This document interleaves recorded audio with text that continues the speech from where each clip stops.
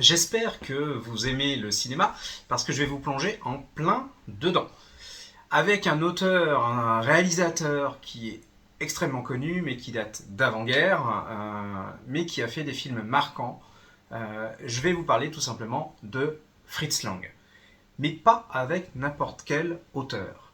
Je vous disais, j'espère que vous aimez le noir et blanc parce que nous allons je vais vous présenter un album qui est celui d'Alex Inker qui s'appelle Krimi. Alors, tout de suite, je vous ai un peu dévoilé le sujet de l'histoire, puisqu'on va parler de Fritz Lang, mais sur un texte de Vermo qui va nous raconter, nous plonger dans les méandres d'un réalisateur hors norme. Alors, très sincèrement, le cinéma de Lang, avec le dessin de Inker, une fois que vous aurez lu cet album, vous trouverez que c'est une évidence. Ce côté sombre, ces côtés ces teintes de gris, ce côté crayonné fait vraiment appel à cette ambiance cinématographique très marquée qui a vécu, alors je dirais bien une apothéose, mais je ne suis pas assez connaisseur de l'œuvre de Fritz Lang pour qualifier à ce point M le Maudit, mais tout le monde connaît à peu près M le Maudit, si ce n'est de nom. Donc autant vous dire que c'est un film qui a marqué. Alors pourquoi est-ce que j'en viens à parler de ça? Bien tout simplement parce qu'on va suivre l'histoire qui va petit à petit nous mener à la création de ce film mythique. Un film qui a marqué les esprits, qui a marqué son temps, qui continue à faire des références, y compris dans le milieu de la bande dessinée. C'est vraiment quelque chose qui est à part. Donc quelle est l'histoire? On va partir tout simplement de Fritz Lang en train de faire un nouveau film, et dans la rue, il croise en fait un inspecteur. Alors c'est pas la rencontre heureuse, hein. D'ailleurs, comme il est dit en fait dès le départ, quand on marche sans regarder devant soi, tout peut basculer à un coin de rue. Il suffit de rentrer dans la bonne ou la mauvaise personne. Et la question est comment cela? Est-ce qu'il va rencontrer la bonne ou la mauvaise personne? C'est toute la question de cette rencontre. Cette rencontre, c'est celle d'un policier. Ce policier, Loman, inspecteur Loman, dirons-nous, a eu un maille à partir déjà avec Fritz Lang, puisque celui-ci était celui qui enquêtait sur la mort de sa femme, a priori suicide, en tout cas c'est comme ça que ça a été conclu, mais l'inspecteur n'a pas l'air d'être très convaincu de ça.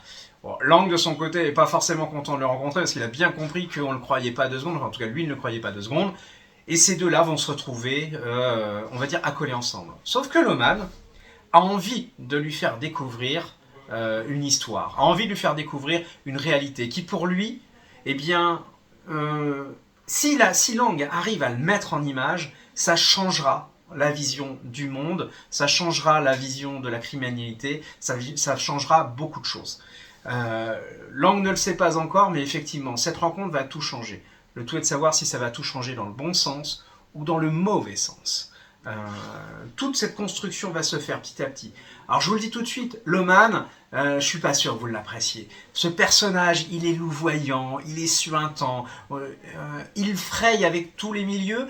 On ne sait pas si c'est un vrai flic, un ripou, si c'est quelqu'un qui veut tirer la couverture à soi, mais dans le même temps, Lang n'est pas non plus très net.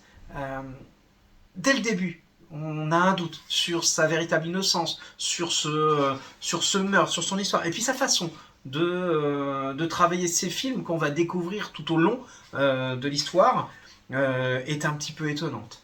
Découvrir le passé de Lang, découvrir la réalisation et découvrir les bas-fonds d'une histoire humaine, d'une ville qui est assez dure, et en même temps l'histoire d'une disparition, une disparition de meurtres qui semblent se répéter, de meurtres qui vont irrémédiablement marquer l'esprit de Lang, qui petit à petit commence à se dire qu'il y a une histoire à raconter. Mais comment la raconter? Et pour ce faire, il s'adjoint justement Loman, un personnage qui, flic certes, passionné de victoire en fait judiciaire, mais passionné d'histoire tout court. Il a vu toutes les horreurs, etc. Et se dit qu'il y a chez Lang quelque chose qui peut faire tout basculer. Il veut que cette histoire soit contée, racontée, et il l'emmène sur les traces de tout ça. C'est tout ce qu'on va découvrir en fait dans cette histoire, dans Crimi, chapitré. On avance, n'en sachant pas trop si on va découvrir les secrets de la réalisation d'une œuvre, d'un film, la vérité derrière l'inspiration, ou au contraire un fourvoiement total, un détournement auquel il va être mené, sachant qu'à un moment, c'est l'un qui mène l'autre, et parfois, c'est l'autre qui emmène l'un. On va suivre cette histoire, mais parallèlement aussi, c'est l'Allemagne qui change. L'Allemagne avant Seconde Guerre mondiale, qui est en train de petit à petit de se modifier. C'est tout ça qu'on découvre à travers l'histoire de Crimi, et plus encore, c'est-à-dire l'avènement d'une œuvre, la fin d'un temps, le changement d'un cinéma, mais l'histoire d'un cinéma aussi qui va complètement changer.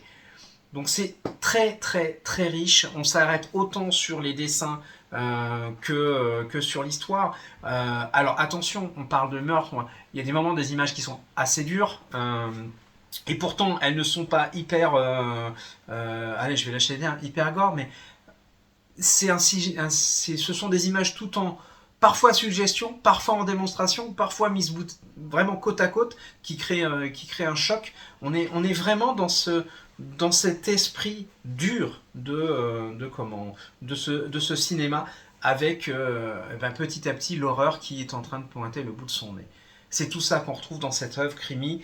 Alex Inker est doué, sachant qu'il n'hésite pas à mettre son dessin au service de l'histoire, à changer de style, il peut mettre de la couleur, il a fait vraiment des choses très différentes, un travail comme un autre, les fourmis, enfin voilà, les fourmis rouges, pardon, il y a ou Colorado Train plus récemment, mais très très sincèrement, c'est quelque chose qu'il faut découvrir. Il y a une ambiance qui est là, je pense que c'est un des rares à être capable de mettre une ambiance comme ça, même y compris dans le découpage. Il y a des recherches narratives qui sont hyper intéressantes. On retrouve vraiment une essence d'un cinéma à l'ancienne. C'est aussi ça, toute la qualité de cet album. Donc, beau bébé, hein, comme vous pouvez le voir, mais grosse richesse graphique, scénaristique. Il y a vraiment plein de choses dedans. Donc, franchement, allez-y, parce que quand on ne connaît pas ou pas trop Fritz Lang, c'est une belle façon de le découvrir. Ça peut vous amener à découvrir un cinéma auquel vous ne vous attendiez pas. Et puis aussi découvrir d'une certaine manière, une autre manière, on va dire, M le maudit.